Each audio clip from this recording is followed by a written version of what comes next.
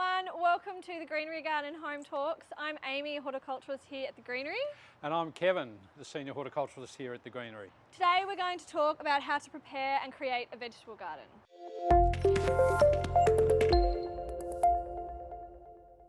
So Kevin, what are some really important things to consider when you're first creating a vegetable garden? Well, it's autumn in Melbourne and it's a great time now for considering the planting of any vegetables.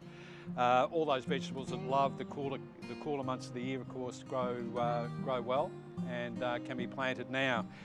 But some of the considerations prior to planting is the aspect as to where you want to grow those vegetables. Most vegetables love the sun. They need a well-drained soil, elevated garden bed, and a very rich organic type soil. And there's various products that you can add to the soil to help improve the organic matter content. Amy's got some suggestions as to what you could use. Absolutely. So I love organic matter. Putting organic matter into the soil is really important. Adding structure and nutrients. Plants really need a good soil structure for the water and nutrient retention in their roots. And things like cow manure and compost are really important. A really great product that we like here at the Greenery is cow manure and shore crop compost. And a 50-50 combination of these two is a really great recipe to have in your garden. Another product that we have is the Zoo Grow, which comes from the zoo actually, and is another great organic product to have in your garden.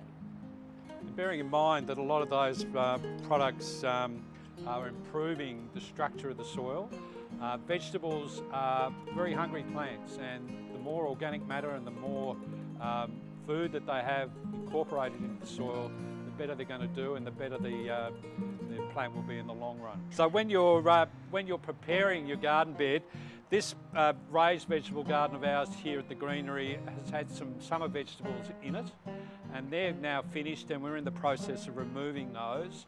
As you can see in the background, we've still got a few tomatoes that have got some fruit still left on them, so they'll stay in for a little bit longer. Normally once the weather gets cooler, then they tend to die off and we'll take those out at that time. But preparing the soil for the new winter vegetables is as easy as digging through the organic matter.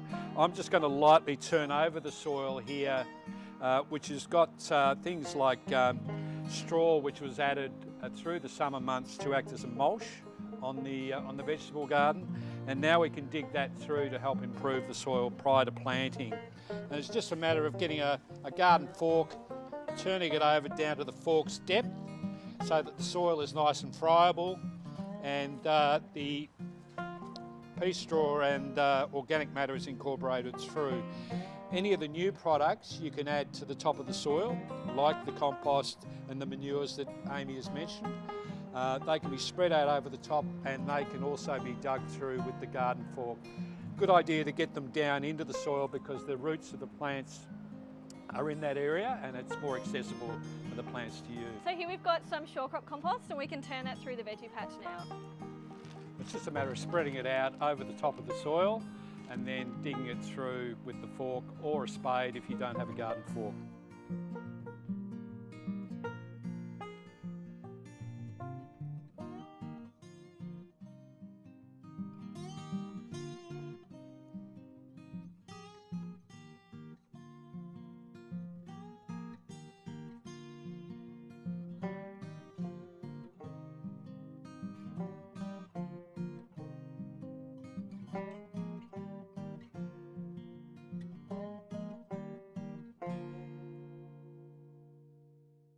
So Kevin, what's the next step in preparing our garden bed? So now that we've incorporated our lovely manure and compost into the soil, it's a matter of raking out and levelling the garden bed to make way for the planting of the new vegetables. So it's a matter of just getting a normal garden rake, steel rake, and raking it out level so that it makes it easier to plant the new vegetable seedlings. The same preparation is done for seedlings as it is for seed. So the soil just needs to be nice and friable and loose and ready to accept the new plants. So as Kevin mentioned earlier, it depends on the season as to what the vegetables you are planting. So lettuce is something you can plant all year round. Kevin, what have you got there? What can you plant at this time I've of got year? red cabbage, and autumn is a great time for any of the brassica type seedlings to go in. Broccoli, cabbage varieties, Brussels sprouts all go in now. It's a good time to settle them in before the weather gets cold. They get a bit of growth into them before the winter chill comes. But they will continue to grow through the colder weather. So ideal time for planting any of the brassicas. Lettuce, as Amy's mentioned, pea varieties, snow peas and normal peas can go in now as well. In the garden bed here, Kevin's created a nice straight line. This is where you can grow your vegetables. It means that you're keeping things in order and you know where you've planted things. It's important to put the vegetables in at the correct spacings. Normally they come with some guides on the back of the label as to how far apart you would plant them. If you don't give them enough room to grow, they get a bit crowded and the plants don't develop as well as they would normally. So always follow the guide on the label as to how far apart you would plant the rows of vegetables and the particular variety of vegetable you might be planting. And just make sure too that you're not overplanting. Some people actually plant in succession over a period of weeks so that you don't have all the vegetables coming ready to harvest at the same time. If you stagger your plantings, then you'll have a succession of harvests later down the track. So something that you can do to keep pests away is plant marigolds in your veggie patch. This attracts the ladybugs, which come and are carnivorous pests, carnivorous insects, and eat away any of your bad bugs.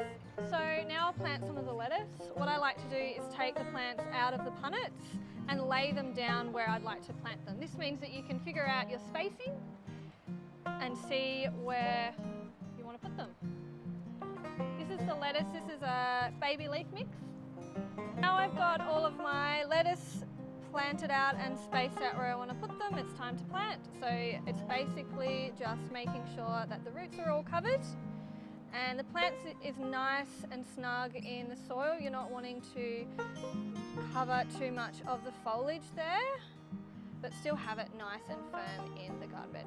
Because these plants are so small, it's pretty easy to manipulate them in the soil and push them down a little bit. You're wanting to be a little bit gentle and not break off too many of the roots, or any of the roots if you can. And just keep giving them a bit of an incline so that the water runs down into the roots and they're not too raised in the soil. So like I said before, marigolds are a fantastic addition to your veggie patch for what's called integrated pest control. So good pests, good bugs that keep pests away.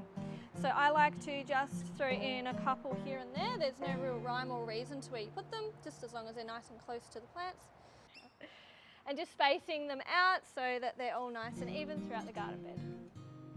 So I've put in quite a simple tripod made out of bamboo stakes. When space is limited in vegetable gardens, it's a good idea to make use of the vertical space as well as the horizontal space. And it's a good time now to plant, as I mentioned, peas, snow peas, etc. And they're a climbing plant. So one of the easiest ways to grow them, if you haven't got your vegetable garden against a building or a fence, you can use the tripods and train the plants up the tripods. It's a matter of just stringing the tripods at a regular spacing with some sort of garden twine or wire. Plant the plants around the base and they'll happily climb up and grab hold of the wire as they get bigger. You'll get a regular supply of peas and snow peas throughout the winter if you grow them this way. It also keeps them up in the sun and keeps them well ventilated. So it's the ideal way to grow them. Amy, did you want to make mention of pulling out the old vegetables? Yeah, so earlier in the season, in the summer, I've planted some of the tomatoes on stakes here on the tripods, as Kevin mentioned. They're sort of finishing now. You'll see that your tomato plants by the end of summer are starting to get a bit tired and sad looking, and that's completely normal, even if you're still getting some of the fruit. At this stage, this is the time when they'd start to slow down. We're still getting a bit of fruit coming. There's still a bit of green fruit coming on the plant, so we'll keep them in there for a bit, but now is the time to start tidying them up and keeping the garden bed clean. Always important to remember after planting any new plants or vegetables, they need to be watered in to allow the roots to re-establish in the new soil. It's a good idea to use liquid fertilisers at that time. You may have heard of a product called sea salt that is a stimulant for the root system. So you can mix that with water, and you can also include a vegetable liquid fertiliser together in a watering can and dilute it in water, and then they're just watered around the roots of the plant. The sea salt helps to encourage roots to grow. The fertiliser will obviously encourage growth in your new vegetables you planted. And I would use those on a regular basis over the next, say, 6 to 8 weeks to develop growth, particularly before the weather gets too cold. It's important to remember as well that sea salt is not a fertiliser. So you're using that as well as your fertiliser, but it's not going to feed your plants.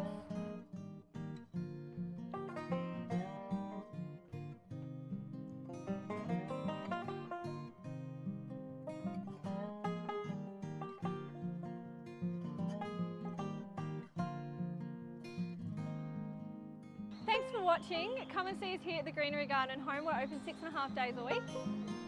Any of the horticultural team here at the nursery will be able to help you. If you have any further questions as to what we talked about today, we'll certainly be happy to help you.